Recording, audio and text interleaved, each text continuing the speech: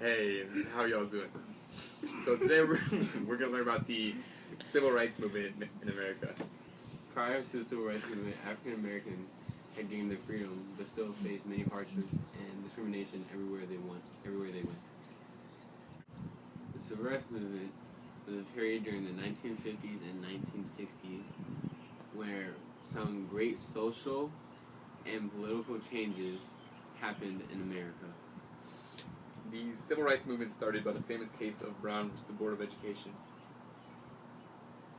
It was a court case that a black man named Oliver Brown started by suing the Board of Education of Topeka, Kansas. He sued the board because his black daughter had to walk 6 blocks to her bus stop every morning. He believed that separate school systems were not equal. The case was founded in favor of Brown. Schools soon became known desegregated. Not long after, the Little Rock Nine went to the first integrated school in the nation, but were met with some opposition. Virginia reacted badly to integration, and blacks were faced with massive resistance. This massive resistance included schools being closed, private schools being opened, and many whites leaving urban public schools. Excuse me, this is a white table, white person only. You have to leave. Yep. But no, you really need to leave. This isn't, no colored people. Yep. I'm sorry. Yep. No, really, leave. Yep. Leave. Yep. Sir. Yep. Alright, cops, get him out of here. One of the most prominent black power groups during this time period was the NAACP. The National Association for the Advancement of Colored People challenged segregation in the courts with a national legal defense team led by Thurgood Marshall and a Virginia one led by Oliver Hill.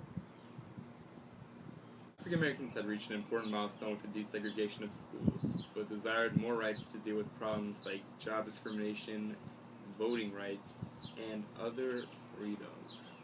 In 1963, the civil rights movement continued with the March on Washington on August 28th.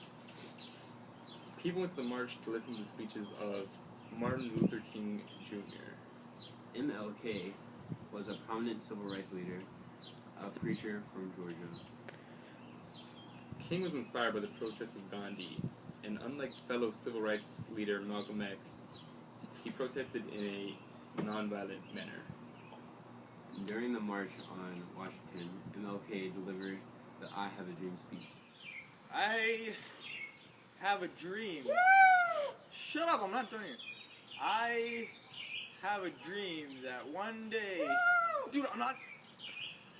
I have a dream that one day little white girls and little black boys and vice versa, and same gender too, they'll hold hands, different races, because of equality, civil rights. Woo! Martin Luther King Jr. inspired many African Americans to support civil rights legislation and fight for more rights with his speeches and protests. Due to the peaceful marching of the African American people, the U.S. government began to acknowledge their hardships. Okay. In 1963, my man President John F. Kennedy called for a bill to improve the conditions that African Americans faced. This bill became known as the Civil Rights Act of 1964 and was signed into law by President Lyndon B. Johnson in 1964. This act prohibited discrimination based on race, color, religion, gender, or national origin. Even after the act was passed, blacks faced opposition and suffered losses such as the assassination of Martin Luther King Jr. and Malcolm X. Assassination of Martin Luther King. Day one, take one.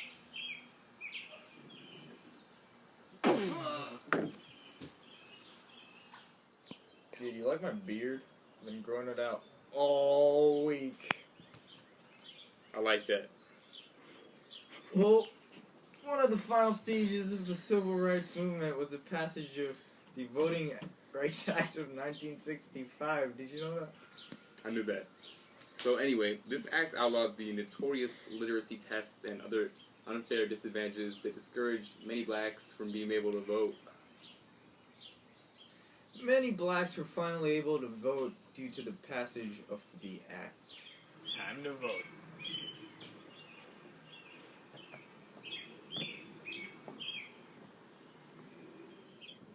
A man, President Lyndon B. Johnson, played an important role in the passage of this act. This act was a large factor in the end of the civil rights movement and the beginning of equality for African Americans. Woo! During this period in time, African Americans were faced with much discrimination and unfair treatment.